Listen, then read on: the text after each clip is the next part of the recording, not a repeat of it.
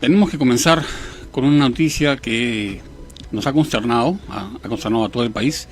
Es absolutamente inaceptable, la verdad, esta muerte absurda de dos jóvenes en un restaurante de comida rápida, precisamente por falta de previsiones, y que acarrea una serie de responsabilidades que todavía están bajo investigación, pero que revela el grado de informalidad y de falta de supervisión en general del Estado peruano, las carencias o el déficit de control que hay, ¿no es cierto? Porque esto también nos remite, por ejemplo, a lo que pasó hace algún tiempo en la Galería de las Malvinas, donde dos jóvenes perecieron sofocados en un container. Precisamente son las condiciones laborales absolutamente precarias, ¿no? Sin ningún tipo de protección. Esto parece que es un tema que no fuera electoral, pero en realidad sí lo es, porque podría ser que algún candidato a congresista pudiera, por ejemplo, proponer algún tipo de medida para endurecer las sanciones a las corporaciones que transgreden las normas de protección de los trabajadores. Justamente para hablar de estos y otros temas hemos invitado a Luis Benavente, director de Vox Populi, y a José Eliche, es oficial mayor del Congreso, para poder conversar también sobre el contexto preelectoral. Bienvenidos ambos. Buenas tardes, Javier. ¿Cuál es la primera reflexión que le suscita este tema que acabo de tocar? Bueno, es en realidad la rutinaria reflexión, o el rutinario malestar, el rutinario estupor cada vez que ocurre una de estas cosas en el país, cosas que no deberían ocurrir. Hace poco niños murieron en un bus en el sur, en Cusco, y este tipo de cosas pasa con frecuencia, o el caso que mencionaste de estos dos chicos que murieron achicharrados en un contenedor. Entonces pasan muchas cosas producto de la informalidad por un lado, y por otro lado producto de la inacción del Estado. Pero claro, es que la autoridad está más preocupada en la corrupción, en sus negociados, y qué le importa lo que está pasando en su sector, ¿no? Entonces es una constante, no es nada nuevo, y mañana pasará algo, y si se acercan las fiestas, pueden ser fiestas de terror, porque no sabemos si puede haber otro mesa redonda, otra desgracia en el país por la informalidad, ¿no? Si tú me dijeras, yo que me he dedicado a hacer encuestas tantos años, una palabra, encuestar, si me dijeras, dígame usted, señor Benavente, una palabra para definir el Perú, no lo pensaría 2 segundos, diría informalidad. Correcto. Eso es producto de la informalidad que arrastramos de años, y que no hacemos nada para enfrentar. Y ahí están las consecuencias, ¿no? Que ya es estructural, ¿no? Es estructural, es tan normalizada, no pasa nada con la informalidad, ¿no? Y mira todo el dolor que causa a tantas familias, a tantos peruanos, y tanta frustración, tantas cosas que podrían ser mucho mejor en la vida de los peruanos. Correcto. Pero la informalidad permitida por las autoridades es la que nos lleva a tanto dolor y a tanto estupor y a estas cosas. Sí, pues. Pepe Eliche, ¿tu reflexión sobre esto? Bueno, es una desgracia, realmente muy penoso lo que ha pasado. Revela pues nuestras debilidades, nuestra vulnerabilidad como sociedad. El Estado actúa invadiendo a veces, según mi punto de vista, en demasía la vida de las personas, y sin embargo es ineficiente, ¿no? Como en este caso.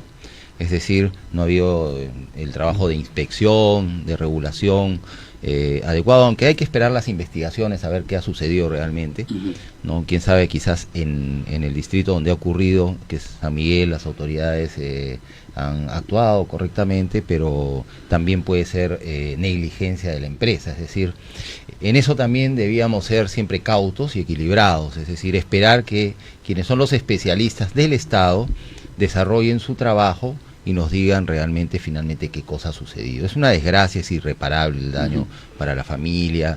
Quienes tenemos hijos lo sentimos de una manera muy importante, nos afecta mucho, porque le puede pasar a cualquiera de nuestros hijos. Y en fin, bueno, espero que la familia encuentre pues, ¿no?, la paz que siempre es necesaria y viene con el tiempo después de esta desgracia. Así es. Bien, esperemos eso. Ahora, pasando al tema justamente de los sondeos, encuestas, monitoreo de opinión, esta cifra última que hemos conocido respecto a que el presidente Vizcarra ya está en un 56%, bueno, se ha caído desde el 79% que era a partir de la disolución del Congreso, pero eso era normal, ¿no es cierto? Era un porcentaje esperable en una medida tan radical, extrema como esta. Y ahora está más o menos en una velocidad de crucero, con tendencia, diría yo, a decrecer conforme avance el tiempo, si es que realmente no presenta medidas concretas y que evidencien, ¿no es cierto?, una mejora, una modernización de la gestión y sobre todo algo que se evidencie en la calidad de vida de los peruanos. Pero además está el tema de el Congreso, que ha sido disuelto, y la Comisión Permanente, que es apenas, ¿no es cierto?, un garabato en la percepción ciudadana, que no tiene ningún tipo de influencia ni penetración, ¿no es cierto? El Congreso ha sido reducido a través de la Comisión Permanente a su mínima expresión, pero la gente igual se pregunta, o sea, ¿de qué ha servido esto si no para ir más allá de la disolución de las tensiones entre el Ejecutivo y el Legislativo? Porque estas tensiones parecen haberse trasladado ahora al tema de la judicialización de la política, porque todo este tema de las revelaciones de la lucha anticorrupción, que para unos es realmente saludable y para otros podría revelar ciertos abusos, ¿no es cierto?, porque tenemos la figura de partidos políticos que hace algún tiempo era casi inimaginable pensar que podían constituirse en entidades que podían ser acusadas de ser organizaciones criminales, pero ahora la gente más o menos que ya lo va normalizando y creciendo el tema de la sospecha sobre esas organizaciones. ¿Qué es lo que nos puedes comentar, Lucho? A ver, creo que hay varios temas en lo que has mencionado, básicamente 3, si sintetizo. 1, la caída de popularidad del presidente. 2, el tema de la Comisión Permanente y el rol del Congreso y qué ha significado finalmente el cierre del Congreso. Y 3, el tema de la lucha contra corrupción. Hay tres grandes temas, ¿no? Bueno, ahí estamos tocando mucho, que junto a los temas de convocatoria de elecciones prácticamente cubren lo principal de la agenda política en el país. La caída del presidente en las encuestas era predecible. Toda su vida brusca tiene una caída brusca. Nunca ha ocurrido lo contrario. No se sostiene en el tiempo. Lo peor que le puede pasar a los políticos es creerse en esas subidas bruscas. Lo más inteligente es no tener subidas bruscas porque vas a caer. Las subidas te la van a aplaudir, pero más te van a pifiar la caída, ¿no? Sostenerse con muchos puntos en las encuestas es como agarrar agua. Si tú agarras agua, no va a durar mucho tiempo porque se te va a escurrir entre los dedos, ¿de acuerdo? Eso es lo que pasa. Ahora, en el caso del presidente Vizcarra, concretamente, tiene ciertas implicancias. 1, porque él basa mucho su respaldo político en el respaldo social que tiene, que es medido por las encuestas. No por las encuestas, ¿no? Las encuestas son un instrumento que miden ese respaldo social. Sociológicamente, políticamente, lo que él tiene es un respaldo social importante. Y muchos decían de una manera inteligente que su bancada estaba en la calle, de acuerdo, ¿no? Es un punto. Que es literal, ¿no? Claro, sí. ¿no? Claro. Entonces, al caer, pierde más, porque él no tiene partido, no tiene bancada, no tiene grandes socios políticos, ¿de acuerdo? Pero por otro lado, lo que le queda de popularidad es bastante alto y sigue entre los presidentes, gobernantes con mayor respaldo social en América Latina, ¿no? Entonces, lo que tiene no es poca cosa, ¿de acuerdo? Respecto a la caída de popularidad del presidente, pero sí, el presidente, por otro lado, se dedicó a gobernar para las encuestas, la verdad, ¿no? Y no se ha preocupado realmente por los temas del país. Todos los problemas siguen ahí. Seguridad ciudadana, anemia, calidad de la educación, en fin, y no ha mostrado resultados en eso y ya se va por los 2 años de gobierno y no tiene coartada. Entonces yo me imagino que ahora estará buscando algún artilugio político, un nuevo enemigo político, un nuevo sparring político para golpearlo y sacar algo de él, ¿no? Una piñata más o menos, ¿no? Pues tú golpeas a la piñata y sacas algo, ¿no? Como los chiquitos que se van encima de los dulces y los juguetitos que hay dentro de esa piñata, ¿no? Esos son los puntos de opinión pública que el presidente obtiene tirándose encima de ellos para rescatarlos cada vez que golpea a sus enemigos, ¿no? Claro. El Congreso, dicho sea de paso, yo diría que fue golpeado por el presidente, pero también fue autogolpeado y se autodisolvió, porque realmente era una vergüenza de Congreso que teníamos, ¿no? Si vemos las cosas de una manera muy objetiva y sin sesgos. Respecto al otro tema de la Comisión Permanente, claro, es lo que tenemos ahora, es cierto, es un remedio de Congreso, es algo que estaba establecido de esa manera en la Constitución, algo que no estaba bien pensado, como muchas cosas que ahora saltan a la vista, que habría que subsanar, perfeccionar respecto a la cuestión de confianza, etcétera. Si sirvió o no esto, creo que ya más es una perspectiva política, ¿no? Digamos, la interpretación de la ley la hará el Tribunal Constitucional, que al margen de cualquier cosa es el interpretador supremo de la Constitución en el país, pero yo creo que sí sirvió. ¿Por qué? porque el Congreso, decía hace un momento, era una vergüenza. Estaba ya colapsado totalmente, no daba para más, había obstruido totalmente el progreso del país. Yo diría que hizo todo lo posible para que fuera disuelto, pero sin una perspectiva política, porque si yo quiero que me disuelvan y con eso voy a ganar, carambas, me hago el harakiri y lo hago bien, ¿no? Pero nada, simplemente no se dieron cuenta de lo que hacían, es mi lectura al respecto. Finalmente, el momento de ahora yo sí creo que es un momento esperanzador. No creo en esta especie de bullying que le hacen a la futura representación, no el futuro Congreso, porque el Congreso es el mismo que se fundó con la República, ¿no? Lo que cambia es la representación, pero todo el mundo dice que el nuevo Congreso, no hay nuevo Congreso, es el mismo Congreso, ¿no? Pero es otra representación corta, y al ser corta la bulleaban mucho, ¿no? Le decían un bullying tremendo. No, yo creo que es fundamental. A esa representación le corresponde mucho. El rol de muchos congresistas, de las bancadas y del Congreso en la vida pública, en el día a día de la política nacional, es muy fuerte, es muy importante. Entonces, ahí habrá nuevos líderes que serán los llamados a dar esperanza a la política en el Perú, o por lo menos tendrán un rol muy importante en eso. Yo diría que son unas elecciones esperanzadoras, si es que me quiero poner con signo positivo y no ser tan negativo como suelo ser. Claro que sí. Pepe, tu opinión sobre esto. Bueno, en ese momento el presidente no tiene con quién confrontar, ¿no? Y la gente con quién comparar, ¿no es cierto? Cuando el Congreso estaba funcionando, que hizo todo lo necesario para ganarse el descrédito popular, y por lo tanto el presidente recibió un importante apoyo del pueblo cuando decidió disolverlo. En un proceso de disolución que muchos cuestionan, yo creo que la previsión constitucional se cumplió, pero en fin, es una opinión. Entonces no tiene con quién confrontar, y tenemos al presidente de cara, de frente, a las necesidades y a las expectativas del pueblo. Si el gobierno no responde, si el presidente y el gobierno que encabeza no responde, pues va a venir la caída, ¿no? de popularidad. Eso es lógico, eso es lógico. La posición de la comisión permanente, si bien es una posición disminuida, es la función que le corresponde a este tipo de órganos en el mundo parlamentario frente a una situación como la disolución de la Asamblea en ejercicio. Es decir, es el órgano de continuidad de la institucionalidad parlamentaria, con funciones, por supuesto, restringidas, que en modo alguno representan las funciones que el Congreso pleno debe realizar, que son básicamente 3 y hasta pueden ser 5, en fin. Entonces, es claro que la Constitución, bueno, todavía hay parte de las tareas pendientes, que son el resultado de esta experiencia de disolución para la cual no estábamos preparados realmente. Es una previsión constitucional, pero no estábamos preparados. Entonces, abogados, opinólogos y todo el mundo ha entrado en duda sobre diversos aspectos, ¿no?, que se han planteado durante este proceso, que en algún momento deberían regularse adecuadamente, sin exagerar, por supuesto.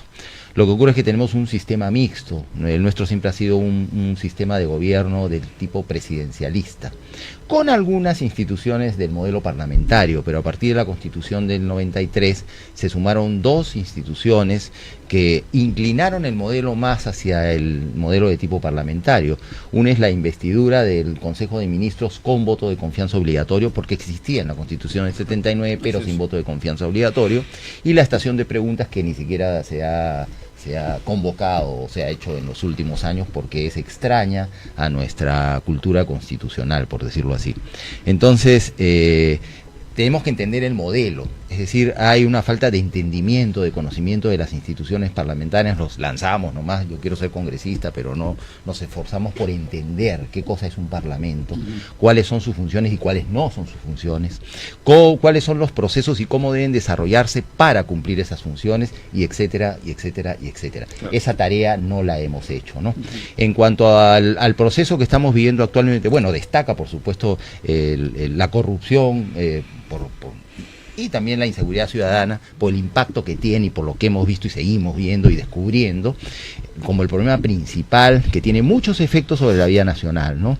Paraliza las inversiones, impide que tengamos mejor infraestructura, que mantenimiento de nuestra infraestructura existente, etcétera, etcétera, por la corrupción que se mete en todos lados, ¿no es cierto? Y también está relacionada en alguna medida con la inseguridad ciudadana también, es otro factor.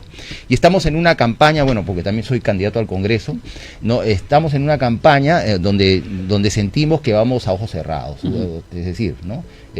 A ciegas, no hay locomotora que jale los vagones. Bueno, los partidos tienen a sus líderes, pero los líderes no pueden exponerse demasiado en este proceso porque se están preparando para 2021, entonces las salidas tienen que ser muy calculadas, ¿no? Y eso es lógico también.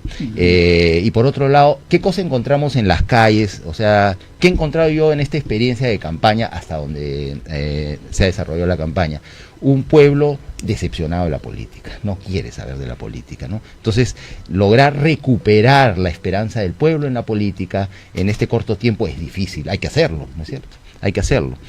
No hay que dejar, digamos, de hacer esa tarea, ¿no? De ponerse frente al pueblo y decirle, ¿saben qué? Hay esperanza, ¿no? Como ha dicho Lucho, hay esperanza. Se trata de eso, de recobrar la esperanza en la política y en el futuro del país. Muy bien. Ahora, ante un ejecutivo, un presidente de la República que está, vamos a decir así, en sala de espera, a ver qué cosa puede encontrar para colgarse como de la opinión pública y tratar de hacer agenda política a partir de eso, y una imagen parlamentaria espectral, ¿no es cierto?, en animación suspendida. Esta tensión que está diluida por el momento está, como decía yo, trasladada al terreno de la judicialización de la política, pero ahora es cuando van a comenzar a cobrar más importancia los números, las cifras, las estadísticas, los resultados de las encuestas y de la opinión pública en general. Ahora, las encuestas ya no son como antes una foto de momento, ¿no? Parece que fueran un video de MTV, un video en edición continua, ¿no?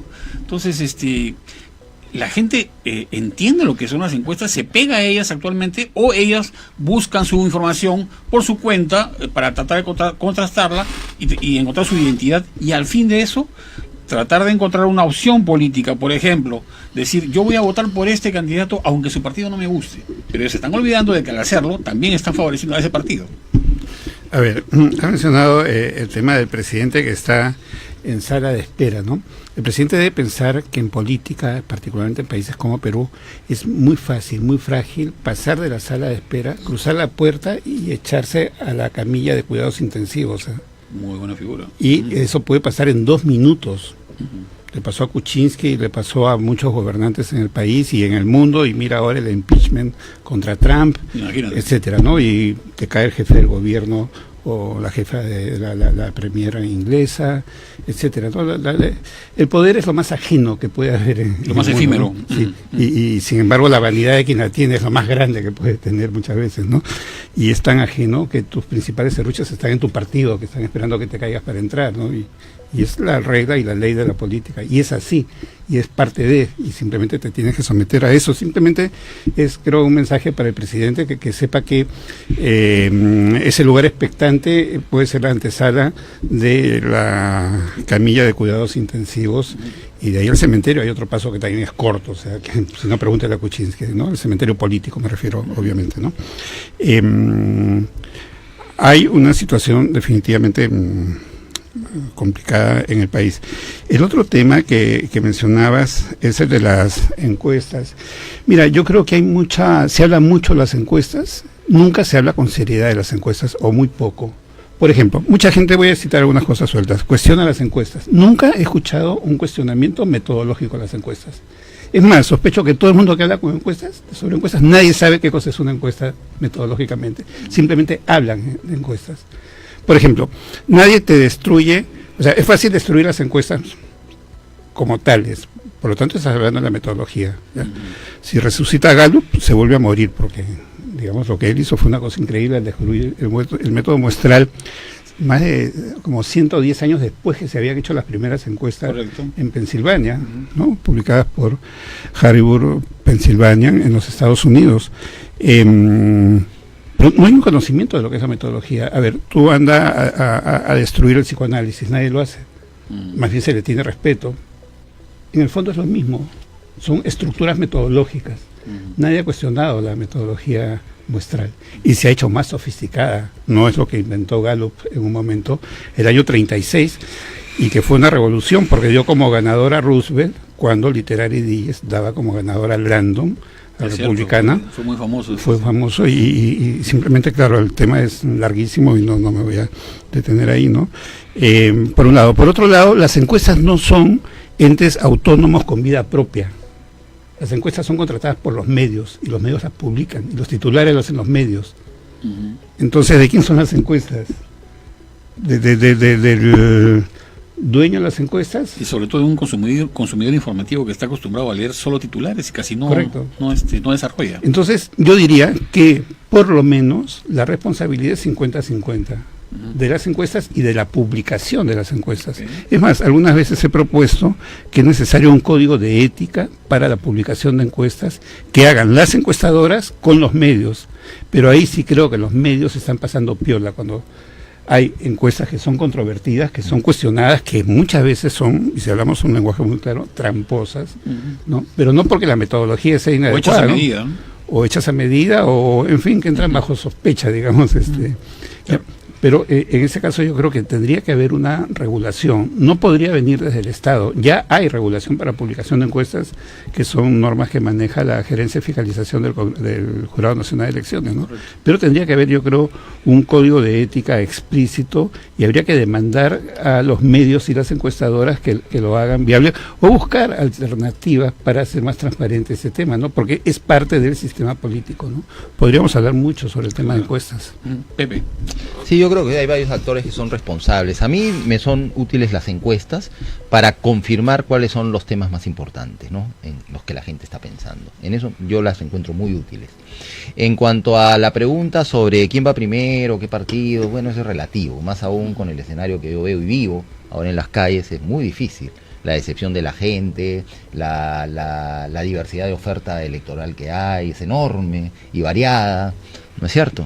Entonces, preguntar, por ejemplo, yo no soy experto en encuestas y no me atrevo a criticar a quienes las hacen, por supuesto, las consumo en cierta medida, bueno, las que publican, porque yo no mando a hacer encuestas, las consumo en ese aspecto, en ese extremo, es decir, me confirman lo que yo voy sintiendo y viendo en la calle, y veo las preguntas, ¿no? Y bueno, por ahí aparece justamente, ¿no?, la corrupción como el primer problema, la inseguridad ciudadana y así, etcétera, etcétera, van bajando. Y eso es muy importante. Pero también hay responsabilidad de quienes mandan a hacer las encuestas, en este caso los medios de comunicación, y cómo las publican y para qué las publican, ¿no? Porque si se trata, pues, de crear todo un espectáculo de los votos preferenciales y esas cosas, creo que no es tan importante, ¿no? Por ejemplo, en el partido que me ha invitado para postular, que es el Partido Morado, nosotros lo que estamos haciendo ahora, primero nos presentamos como un equipo parlamentario, esa es la oferta principal. Hemos publicado 44 propuestas de emergencia en 8 áreas temáticas, ¿no es cierto? Y ya están publicadas, pero bueno, hay una interacción, sí, con el público, pero básicamente a la gente no le interesa mucho la política en este momento. Además, estamos en unas fechas un poco complicadas, ¿no? Pero otro tema que también, digamos, estamos trabajando, por ejemplo, no vamos con números generalmente a las entrevistas de la televisión, ¿no? Por enfatizar, por, digamos, fortalecer esta idea de presentarnos como grupo parlamentario, ¿no? No como individualidades, sino como grupo parlamentario. Esa es una novedad. Eso que nosotros pensábamos y creemos que todavía es posible, iba a tener, digamos, iba a ser acogido de una manera especial por el público, por los medios, pues no ha sido así, ¿no? Es decir, seguimos, ¿no?, con la danza esta de tal persona es más mencionada, la otra sí, y etcétera. Entonces la campaña es muy dura. Además hay un conjunto de restricciones, nos hemos ido al otro lado, ¿no?, para la publicidad electoral actualmente, que realmente casi no puedes moverte. Si haces un movimiento en falso, puedes terminar con una multa gigantesca. Ya no se puede invertir, felizmente, yo nunca he estado de acuerdo, mucho dinero, casi nada en la campaña, pero terminas pagando una multa que puede equivaler a lo que hubieses gastado en otras circunstancias en la campaña electoral. Entonces, no, es bien difícil, es una campaña difícil, es decir, como que todo se confabula para que la gente no sepa para que nosotros no podamos transmitir lo que queremos transmitir, vamos por las redes sociales. Ahora resulta que hace poco hemos encontrado una directiva que establece que para que tú, como candidato individualmente, amplíes, digamos, ¿no? Es decir, te proyectes más allá de lo mínimo en las redes sociales, haciendo un pago, que es un pago realmente pequeño, tienes que hacerlo a través del partido. Entonces todo el mundo está confundido. ¿Qué cosa? ¿Le tengo que dar mi clave de Facebook al secretario? O sea, nos hemos ido todo en el extremo, ¿ya? Y al final nos estamos paralizando. No tenemos confianza, en fin, ¿te das cuenta? Entonces es muy complicado. No creemos en nosotros mismos, lo que hay que recuperar es la confianza. Ahora, justamente, o sea, en este contexto de absoluto descrédito del ciudadano en la política, vamos a decir así, tradicional, o como sistema de representación, qué sé yo, a ver, tenemos al ciudadano que está simplemente esperando el 26 de enero para ir a votar porque se siente obligado para no pagar la multa, no porque tenga necesariamente que creer en alguna plataforma, que tampoco las hay públicas, ¿no? Incluso el día 27 de diciembre termina el periodo de tachas de observaciones, recién entonces, claro. Así es, hay una falta de predictibilidad tremenda, sí, claro, que a mí me parece que deslegitima el sistema como tal, y la gente entonces necesita algo, necesita un cable a tierra para poder recuperar esa confianza, y sobre todo sentirse representado, porque esto de que Perú es una democracia representativa parece una cosa muy nominal, ¿no? Muy retórica. Entonces, ¿qué hacer? ¿Qué hacemos en política para poder dar estos pasos de recuperación de legitimidad? Yo creo que lo has planteado muy bien, ¿no? O sea, todo el sistema está hecho para que el candidato no pueda comunicar, ¿de acuerdo? No. Por un lado. Por otro lado, en términos generales, los partidos tampoco tienen esa capacidad en distintos niveles, ¿no? Uno, porque en muchos casos son incapaces, no tienen capacidad porque son incapaces. O sea, en Perú los partidos son una caricatura de los partidos, muchos de ellos, no todos, por cierto. Sí, yo respeto mucho al Partido Morado, que trabaja con bastante seriedad, conozco un poco su trabajo, ¿de acuerdo? Pero no es el estándar, ¿de acuerdo? Entonces son partidos incapaces, la mayor parte, por un lado. Pero por otro lado, tampoco van a tener recursos, porque ahora ya no hay forma de conseguir recursos para hacer campaña. Y por otro lado también se ha suprimido la publicidad en medios, en fin, ¿no? Entonces todo ha sido un cerco. Y finalmente lo que tú dices, Javier, el voto es obligatorio, por coacción. Es absurdo. La democracia es el ejercicio de la libertad. Y tú votas por coacción. Esto es un contrasentido. Es un contrasentido, es una locura, es algo histérico para el país, ¿no? Y si no cumples eso, te cae, pues, sí, claro, 50 UITs de multa. Simplemente esos burócratas en su escritorio multiplican UITs como... Claro. Que quisiera ver y si no votas, te ponen la multa y tienes una muerte civil porque no puedes hacer nada. Exacto, ¿no? Entonces, claro, todo es un cerco al ciudadano, ¿no? Ahora, eso es lo que tenemos, o sea, y hay que moverse en base a eso, no hay más. El sistema es un desastre, ¿no? Y eso hace ver la urgencia de las reformas políticas y reformas electorales en el Perú, que será materia de agenda de la próxima representación. Lo que queda ahora, yo creo, y da también esa situación de ausencia de candidato presidencial, ¿no? de coincidencia de elecciones presidenciales con parlamentarias, que no tienen por qué ser coincidentes, pero en el Perú siempre han coincidido, ha sido lo regular. Entonces, al no haber esa figura grandota, digamos, que arrastra votos, va a tener un rol más importante el partido. La presencia, la imagen del partido va a ser mucho más fuerte. Y eso no va a ser una novedad del 26 de enero, porque eso ya pasó en octubre del año pasado, hace 14 meses, ¿no? Ahí, en Lima, Muñoz ganó gracias a la Lampa. Un estudio de Vox Populi, de la consultora donde trabajo un mes y medio antes, daba 3 puntos a Muñoz y 5 puntos a la Lampa, a Acción Popular. Y ahí te das cuenta que el peso era de la Lampa. Sí. En Lima, mira, yo vivo en Surco. En Surco ha salido un alcalde que era de Acción Popular. Y viviendo en Surco, estando interesado en la política, participando en la política como analista, como investigador, no sabía que ese señor era candidato. A ese punto de que la Lampa lo puso ahí en el sillón municipal y él no se enteró. Bueno, el peso es partidario, ¿no? Pero ¿qué pueden hacer los partidos? Porque ellos tendrían que hacer campaña más partidaria. El tema es branding partidario, marca partidaria. Yo creo que ese es el camino ahora, ¿no? Y que cada candidato haga lo que pueda, pues. Sí. En el barrio, haga sus comités, en fin. Pepe.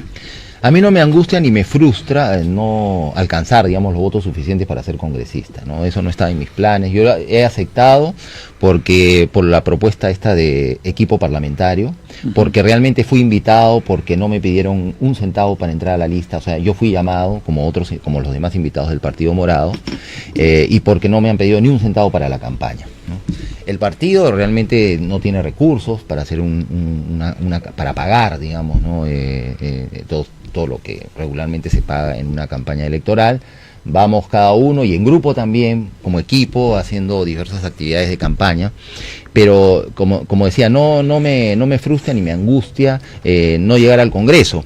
Lo que me frustra y me angustia es no poder llevar el mensaje del Partido Morado y de todos los partidos, ¿no?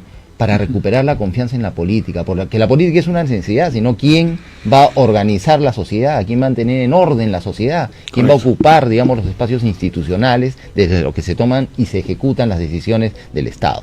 Bien, amigos, vamos a ir a una pausa y regresamos con este interesante debate.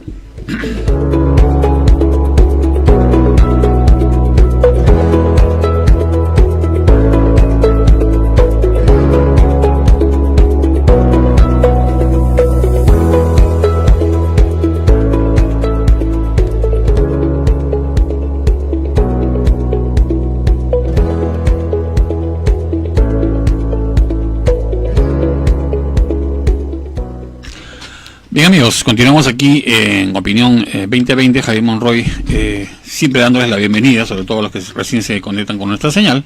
Estamos conversando con Luis Benavente, director de Vox Populi, y con José Eliche, ex oficial mayor del Congreso y también candidato por el Partido Morado. Decíamos hace un rato, amigos, que la ciudadanía está absolutamente desafecta, desconectada, ¿no es cierto?, del tema político, y que apenas está programada para cumplir plazos también como elector, ¿no? Y no le interesa para nada, expresar su adhesión a un partido determinado, o a una lista determinada, o a un candidato determinado. En ese caso sí, porque hay amigos, familiares que son los que van apoyando para comenzar las propuestas de los candidatos al Congreso.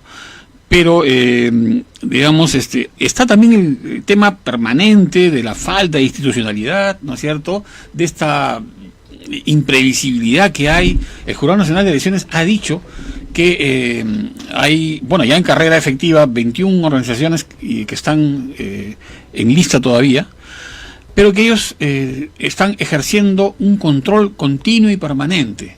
Ahora, esto revela que también en algún momento puede haber algún otro tipo de revelación, ¿no es cierto?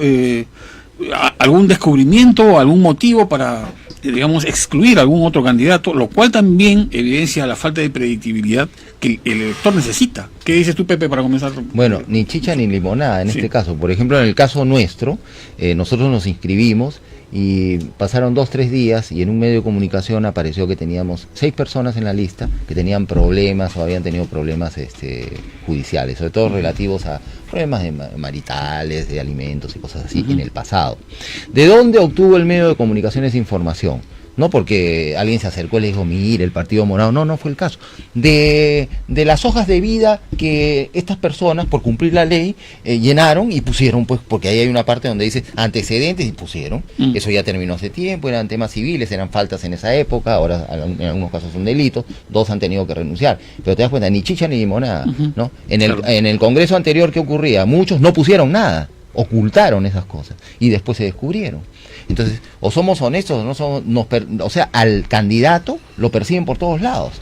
Nos hemos ido al otro extremo, eso es muy malo.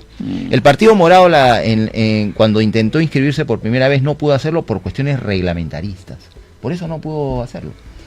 No, después han superado la valla, trabajando duro, cumpliendo todos los requisitos y por fin en mayo de este año se inscribieron. Pero tiene que haber un equilibrio. Las cosas no pueden, o sea, estoy de acuerdo, hay que perseguir la corrupción, la mentira en las candidaturas al Congreso y cualquier otra candidatura, pero no podemos irnos al extremo de paralizar casi a los candidatos y las candidaturas. No puedes moverte, casi no puedes moverte, ¿no? Entonces, bueno, así es. Ahí yo creo que hay 2 cosas. Uno es que las reglas de juego están muy mal hechas por burócratas incapaces que lo único que buscan es justificarse, validarse, creando normas supuestamente para el bienestar de la sociedad, normas correctas, en fin. Simplemente lo que quieren es que su casta de burócratas se reproduzca en el tiempo y tenga trabajo y tenga privilegios, creando normas absurdas y luego necesitando de un montón de gente para regular, para hacer cumplir esas normas que no sirven para nada, que hay que botar al tacho. ¿De acuerdo? Mira, yo trabajo en una encuestadora. El jurado de elecciones te observa una letra volteada. Así, estoy exagerando metafóricamente, ¿ya? Pero más o menos ese es el nivel de observaciones. Yo puedo hacer trampa con una encuesta, ni se van a dar cuenta. Pero una letra la pusiste al revés, en esta metáfora que lo estoy diciendo, pero así, por nada, te ponen cuestionamientos absurdos, realmente absurdos. Sí. Ahí está cumpliendo su rol. Igual te hace la SUNAT, por una tontería, por 5 soles, te hacen un lío y un poco más y pena de muerte. ¿Ya? Y al que está robando, evadiendo $100 millones, no pasa nada. ¿Ah? Ese es el Estado, esas son las normas. Eso es uno, la regla, la norma mal hecha, ¿no? Y dos, es ese espíritu malévolo, malo, de crear trabas, de estropear las cosas, de fundir a los demás, que te lleva a una vanidad de haber impedido que el señor postule, que el Partido Morado entre, que el otro no sé qué, no sé cuánto, simplemente una perversión del burócrata, ¿no? Yo agarraría a los burócratas, los pondría todos en la cárcel, oye, y les pondría 1 año de cárcel por cada barbaridad que han hecho en su vida, porque perjudican el avance del país.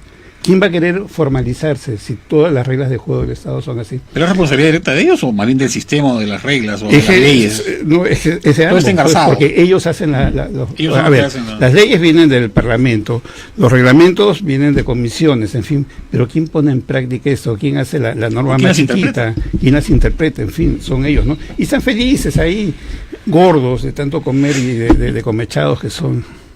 Ahora, bueno, no se puede evadir, además del contexto preelectoral, los otros temas que están siempre en el candelero y que, digamos, incrementan esta falta de conexión del ciudadano con el sistema político, con la democracia representativa, con la institucionalidad del Estado, que, bueno, en realidad hay una desinstitucionalización permanente y continua, ¿no? Pero lo que yo digo es, ¿cómo así, por ejemplo, el tema del voto preferencial, ¿no es cierto?, puede contribuir a esta desorientación, a esta dispersión de la percepción, a esta falta de certidumbre que tiene el elector ante la falta justamente de referentes democráticos e institucionales para poder emitir un voto informado? ¿Qué nos dice? El voto preferencial es un tema muy discutible, muchos lo defienden, muchos están en desacuerdo. Yo estoy en desacuerdo con el voto preferencial, ¿no? Porque entonces genera una lucha fratricida al interior del partido muy, muy fuerte, ¿no? Y guerras internas tremendas y acusaciones muy fuertes y fisuras y odios y sangrados tremendos al interior de los partidos. Pero ¿cuál es la barrera entre eso y la democracia interna que tanto se reclama? Claro, lo que pasa es que la alternativa no es... claro, siempre cuando se ha cuestionado el voto preferencial se ha dicho, no, es que no queremos candidatos a dedo. No, es que la alternativa no es el candidato al dedo. La alternativa es la democracia interna con una buena práctica, ¿no? Entonces, lo que pasa es que ha habido partidos que han hecho una democracia interna falsa. A ver, yo sé de un partido X, no voy a decir el nombre porque son capaces de demandarme por injuria, difamación y esas cosas que siempre inventan, pero lo sé, así se cierto. De un distrito en Ica, chiquito, donde tenía 2.000 votos. Y la población de ese distrito, la población electoral es de 837 personas. A ese nivel de descaro llegan. Entonces es la democracia interna. Niveles africanos, ¿no? Sí. Entonces, ¿qué cosa hay que hacer? Que la OMPE sea quien haga eso. Los peruanos, con nuestro presupuesto, con nuestro financiamiento, con nuestros impuestos, financiamos a la OMPE para que haga cumplir la democracia interna, ¿no? La democracia tiene que tener un costo, pero para bien, para que las cosas marchen mejor.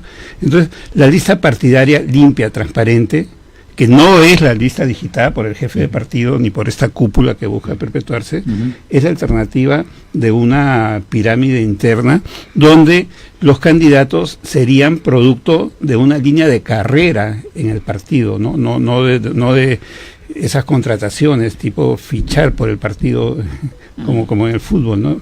Cuando se acerca una elección, que es algo a lo cual se llega hoy día porque no hay otro camino, ¿no? Pero yo creo que el voto por lista es mucho mejor en ese sentido, una lista competitiva, una lista por capacidad política al interior del partido para ganar votos de los militantes del partido. Totalmente de acuerdo. Yo siempre me he expresado sobre el voto preferencial desde un punto de vista teórico y lógico, ¿no? Porque no lo había experimentado, o sea, no lo había vivido y siempre estuve en contra de él. Es lógico que cree desavenencias entre los integrantes del mismo partido, una lucha fratricida, como ha dicho Lucho, durante la campaña electoral. Pero ahora lo estoy viviendo, lo estoy experimentando y en efecto, pues, tenemos adversarios en los otros partidos, ¿no?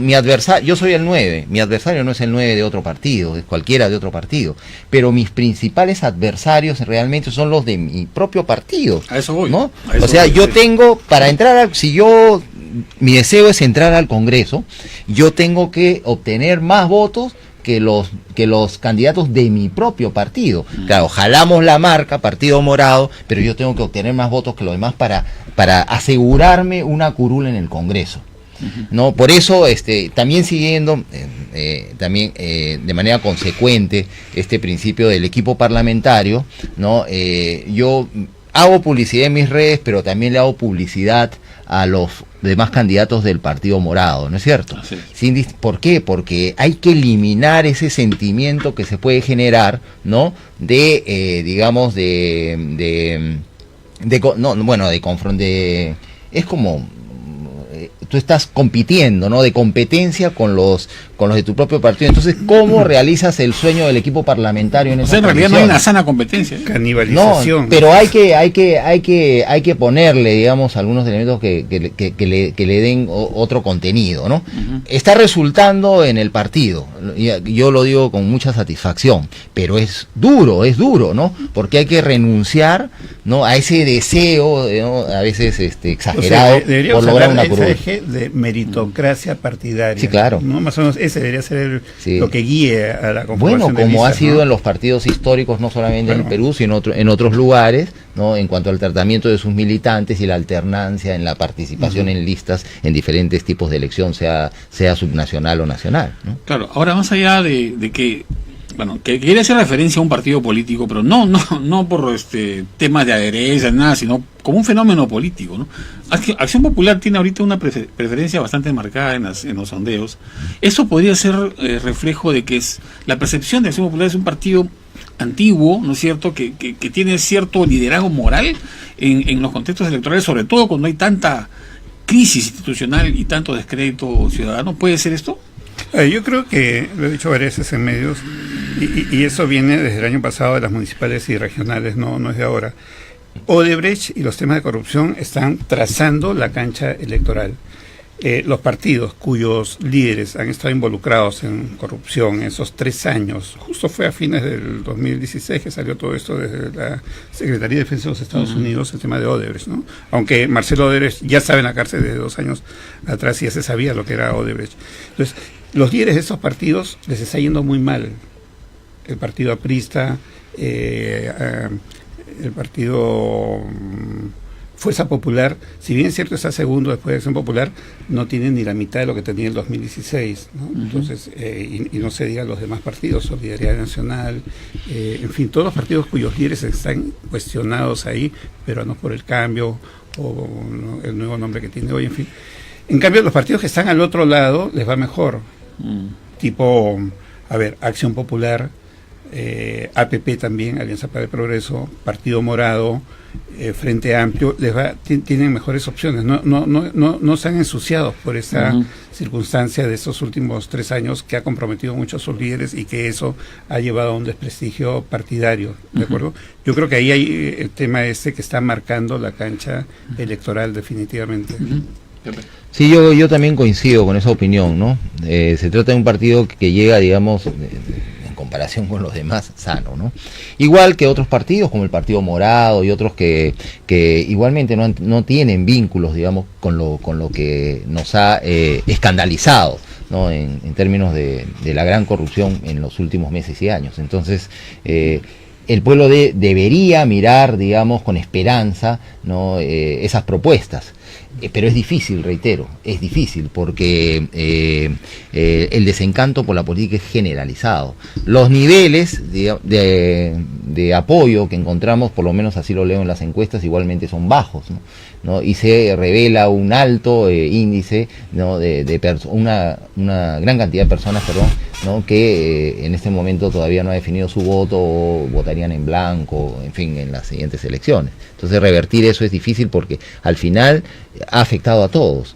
Pero Acción Popular, el Partido Morado, son partidos que llegan más sanos a la elección, ¿no es cierto? O llegan sanos a la elección. El Partido Morado es primera vez, es su primera vez en todo. Primera vez que se inscriben, primera vez que participan, ¿no? Primera vez que se hace el trabajo de formación de un equipo parlamentario, es decir, es su primera vez, entonces, y eso debería ser una ventaja, ¿no? Y en el caso de Acción Popular también, ¿no? Llegan sanos, y además hay un elemento inercial, ¿no? El resultado de las elecciones subnacionales, donde tuvieron un éxito mayor que el relativo que el resto de los partidos. Aunque ahora sus autoridades pues están ejerciendo sus cargos y bueno, no sé qué tal les va en cada caso. Claro. Ahora, Acción Popular tiene dos elementos simbólicos muy fuertes, que claro, no están, por lo menos uno de ellos no está en el espacio público de manera muy evidente, pero sí está incrustado en el subconsciente colectivo, ¿no? La figura de Fernando Belaúnde. Y de Paniagua. Y de Paniagua, ¿no? Figuras muy fuertes, símbolos muy grandes. Y por otro lado, la Lampa. La Lampa es un símbolo muy poderoso. Sí, ¿no? Los símbolos son abstractos, pero muy telúrico, ¿no? Más fuertes que las cosas materiales. Sí, es cierto. ¿No? Entonces, son símbolos muy, muy fuertes, ¿no? Y lo que yo siempre digo es que somos una sociedad de pensamiento mágico-religioso, donde el tiempo es circular. Entonces, ahí funciona el mito del eterno retorno, ¿no? Entonces, claro. Esa circularidad, ese retorno es algo que se espera como el mito del Incarí. Incarí, claro, en nuestra cultura, ¿no? No somos una sociedad moderna, racional, con pensamiento lineal, de otro tipo, ¿no? Entonces yo creo que también hay una cosa antropológica que está favoreciendo a Acción Popular, ¿no? Combinado a lo que muy bien decía José hace un momento. Sí, pues. Ahora, bueno, a ver, en el gran panorama nacional tenemos esta desinstitucionalización marcada, ¿no? El descrédito de la política, el empresariado también está cuestionado por la revelación de actividades de corrupción, ¿no es cierto?, de financiación, sobre todo en las campañas electorales. A ver, el Congreso ha tenido el más grande rechazo ciudadano, me parece, de la historia. Creo que a principios de este siglo también hubo una baja muy, muy marcada. En general, las señales son negativas, ¿no es cierto?, traen poca esperanza. Pero igual, o sea, ¿qué es lo que tiene que pasar para que el ciudadano, de nuevo, ¿no? O sea, incrementándose este debate, de qué se puede agarrar el ciudadano en un congreso, por ejemplo, que vamos a elegir el 16 de enero, que va a durar apenas 15 meses, ¿no? Que es un parlamento de transición, ¿no? Y ¿cuál sería la agenda en por ejemplo, el tema de las reformas políticas y el tema de la recuperación del papel fiscalizador del Parlamento? ¿Serían esas dos las grandes señales o qué pasaría? A ver, la pregunta es muy buena, ¿no? O sea, ¿cómo se da la reconexión con la política que es necesaria para legitimar el sistema político, que es legitimar todo, las bases de todo, de la economía de mercado, de la esperanza nacional? Estamos al borde del bicentenario y somos una sociedad en recesión como sociedad, ¿no? Colapsada totalmente. ¿Qué esperaría el ciudadano? Yo creo que el tema de agenda es un tema muy importante, pero no veo yo que sea por el lado de agenda la expectativa. Yo creo que el tema es el liderazgo. Hay crisis de liderazgo, no hay líderes. Mira, los líderes que hemos tenido son momias. Bueno, hoy día son momias perseguidas por la justicia, afortunadamente. Bueno, hasta hace una semana le decía dinosaurios, pero entre momias y dinosaurios, eso es lo que son. Gente que la gente no las quiere. Entonces, ¿qué necesitamos? ¿Startups políticos como los hay por ejemplo, en la empresa privada? Necesitamos nuevos líderes que la gente les crea. Un líder, ¿qué tiene que hacer, José? Tú que eres político. Dar esperanza, que la gente le crea. Credibilidad, eso. ¿Ya? Entonces, que seguridad ciudadana, que 1 millón de empleos, que la anemia, yo no creo que sea tanto la necesidad de una agenda temática que te satisfaga, porque eso te lleva a ¿qué? A una serie de propuestas que la gente no las va a creer, porque la gente no le cree a los políticos. No. ¿Y las propuestas qué van a hacer? más radicales para tratar de convencer, ya que pena de muerte, no, que la horca, no, que fusilamiento, no, que la inyección letal, no, que matar a las pena de muerte de las 3 generaciones. Entonces cada día se van a radicalizar más las propuestas contra la corrupción, contra la delincuencia, etcétera, etcétera, ¿no?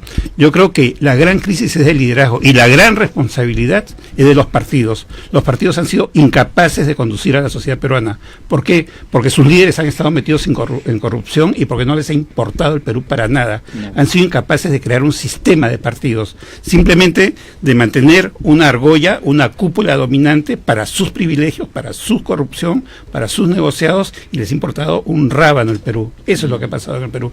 Necesitamos partidos que sean partidos de verdad y necesitamos líderes que la gente les crea y den esperanza al Perú. Entonces, si entramos a ese terreno, mira que la seguridad ciudadana, que la anemia, no pasan a un segundo plano, ¿no? Yo veo por ahí la cosa, no sé tú qué piensas. Bueno, yo creo que en este periodo corto que se viene, lo que hay que hacer, o sea, el gran reto es construir un ejemplo. Algo distinto a lo que hemos visto. Es difícil, no es fácil, porque hay que esperar a ver cómo se configura finalmente este nuevo Congreso en términos de composición de los grupos parlamentarios. Yo creo que sí es necesaria una agenda, pero corta, puntual, sobre temas que contribuyan a recuperar la confianza. Hay, por ejemplo, temas como la inmunidad parlamentaria que podría verse ahora o no pasaría nada en realidad. Podría hacerse algunas modificaciones puntuales, por ejemplo, para evitar que congresistas que han tenido procesos iniciados antes del ejercicio de la función, incluso haciendo una modificación muy pequeña al reglamento del Congreso, continúen sus procesos y no tengan ninguna protección. Pero en este caso, por ejemplo, el pueblo está esperando una respuesta. Es uno de los temas en los que el pueblo espera una respuesta. Entonces, uno puede tener una propuesta radical como la eliminación total de la inmunidad parlamentaria, como proponemos nosotros, porque lo que hay que hacer es portarse bien. Esa es la mejor inmunidad. Pero hay que ser realistas también. El plan B, el plan mínimo sería, ¿no?, retirar del Congreso la autorización para el levantamiento de la inmunidad parlamentaria, entre otros, como ocurre en otros países, a la Corte Suprema, entre otras cosas. Entonces tiene que ser un Congreso más eficiente, con una agenda corta y puntual, que recupere algunos instrumentos que todo parlamento tiene, por ejemplo, para ejercer el control político. A mí no me gusta la palabra fiscalización. Fiscalización es lo que hace la Contraloría, ¿no? En realidad es control político. Entonces, por ejemplo, si tú recuperas el valor de las mociones de orden del día para el debate político sobre los principales temas de interés nacional, ¿no?, y del procesamiento de esas mociones, tú extraes, ¿no?, un acuerdo de consenso del Congreso para decirle al gobierno, no ordenarle que haga algo, pero sí para presionarlo. Eso se llama incidencia sobre la política del gobierno o sobre la actividad gubernamental, para obligarlo a cambiar de rumbo en algunas cosas, ¿no?, o concentrarse más en algunas otras que tú ves que son importantísimas y necesarias, como es seguridad ciudadana, el tema de la anemia, que es una vergüenza nacional, el tema del maltrato a la mujer. Son cosas que tenemos que combatir inmediatamente. Entonces tienes que utilizar una variedad de instrumentos, ¿no? Y también, por supuesto, mejorar el procedimiento legislativo, menos leyes y mejores leyes. Correcto. Bien, amigos, estamos llegando ya al final. Siempre digo yo que depende de nosotros los ciudadanos que permitamos que la política deje de ser una industria perversa de lucha de egoísmos, para convertirse en una esperanza y una posibilidad real para hacer un Perú mejor. Seguimos conversando mañana, amigos. Muy buenas tardes.